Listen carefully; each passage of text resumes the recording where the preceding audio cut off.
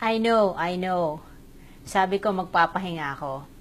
Pero hindi kinaya ng powers ko si Alma Moreno. Madam,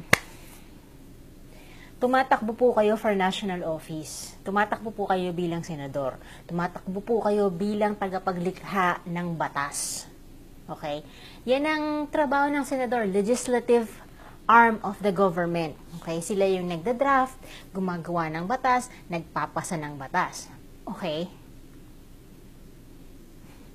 So, I think it's only fair to expect na alam niyo po ang batas. Alam niyo kung anong mga batas ang nag-e-exist na para hindi magkaroon ng duplication sa paggawa ng batas. Hindi ba? Pero napanood ko yung interview niya with Karen Davila and napaka-awkward. Diyos ko Lord! Tinanong siya kung ano ba yung magiging advocacy niya pagdating niya sa Senado at ang sagot niya ay yung Magna Carta para sa mga kababaihan. That law already exists, sabi nga ni Karen Davila, di ba? Meron na tayong batas niyan eh. Ang kulang dyan eh yung pagpapatupad ng batas. Okay? So kung meron tapos ang sabi niya, hindi kasi dun sa Parañaque, okay, nandun na tayo, Parañaque yung experience mo. Ang scope po ng isang senador ay hindi lang sa iisang city.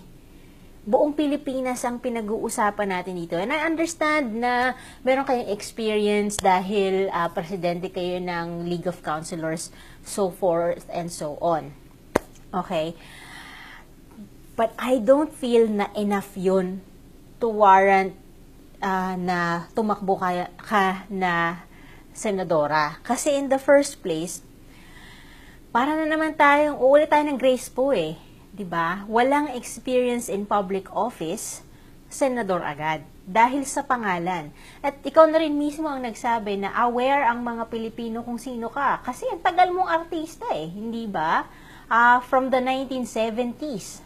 Pinakasikat ka nung 80s. 'Di ba? Tapos naging partner mo pa ang King of Comedy. So obviously, naalala ko nung bata nga ako, pinapanood namin yung Loveliness sa Channel 13 eh. 'Di ba? Si Francis Maglona yung nagra-rap, tapos doon din nag-umpisa si Willie Revillame na drummer. 'Di ba? Nandun na tayo. Aware mga Pilipino kung sino ka. 'Di ba? Pero aware ba sila kung anong nagawa mo?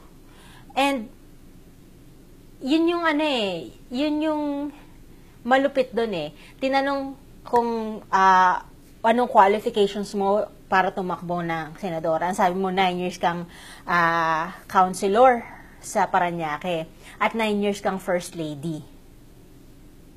Counted ba ang pagiging first lady? I don't think so. Because you're not actually holding a position in public office. Hindi ba? Unless ang sinasabi mo sa amin, habang mayor si Joey Marquez, ikaw talaga ang nagpapatakbo ng Parañaque. Hindi ba? Tapos sabi mo, hindi ka naniniwala na dapat walang dynasty. Of course, hindi ka naniniwala na dapat walang dynasty. You're running under the banner of UNA na pinamumunuan ng isang dynasty ni Binay, di ba? And you yourself, syempre hindi ka papayag kasi sabi nga ni Karen Davila na hindi dapat na pagkatapos ng mayor, yung asawa naman niya, tapos yung mga anak. Kasi ganun kayo mismo sa Parañaque, hindi ba? After ni Joey Marquez, tumakbo ka. Diba? Tapos ngayon, pinapatawa mo si Vandolph. Joke na lang ba talaga ang politics sa Pilipinas? Joke na lang ba talaga ang gobyerno sa Pilipinas? I'm sorry, but I can't take this seriously.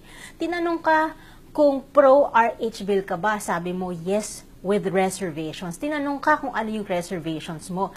Hindi mo masagot. Because you don't even understand the question. Tapos gusto mong umupo sa national position. Gusto mong maging senadora. What are you going to bring to the table? Nakita ko yung kung paano magtanong sa mga panels. Okay? Si Gingona, si Alan Cayetano, si Bongbong Marcos, si Ralph Recto, 'di ba? Nakita ko kung paano silang magtanong pagdating dun sa mga importanteng bagay. Kagaya nung pag-iimbestiga nila dun sa Tanimbala, na pag-iimbestiga nila dun sa Balikbayan box ng mga OFW. O sige, eto tatanungin kita, anong plano mo sa mga OFW? Siyempre, gusto ko malaman kung anong plano mo para sa isang katulad ko, hindi ba? Bakit kita iboboto? Bakit ka iboboto ng pamilya ko? What have you got to say for that? Sasabihin mo, advocacy ng kababaihan. Nandyan na tayo. Okay? I've never heard of what you've done.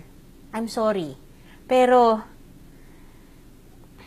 kayo, ano bang opinion nyo? Napanood nyo ba yung interview? Kasi, honestly yung tawa siya ng tawa, tapos sabi niya pa kay Karen Davila, pinahihirapan mo ako. Madam, hindi po madali ang trabaho ng pagiging senadora.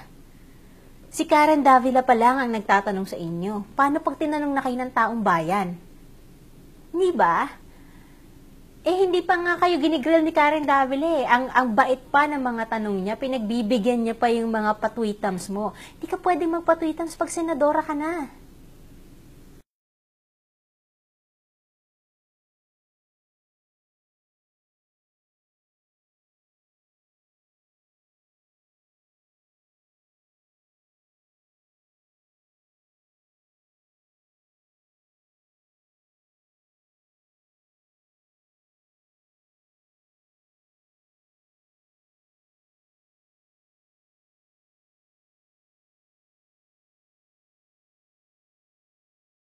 Kayo, ano bang opinion nyo? Iboboto nyo ba si Alma Moreno? Alam nyo ba in the first place na tumatakbo siyang senadora?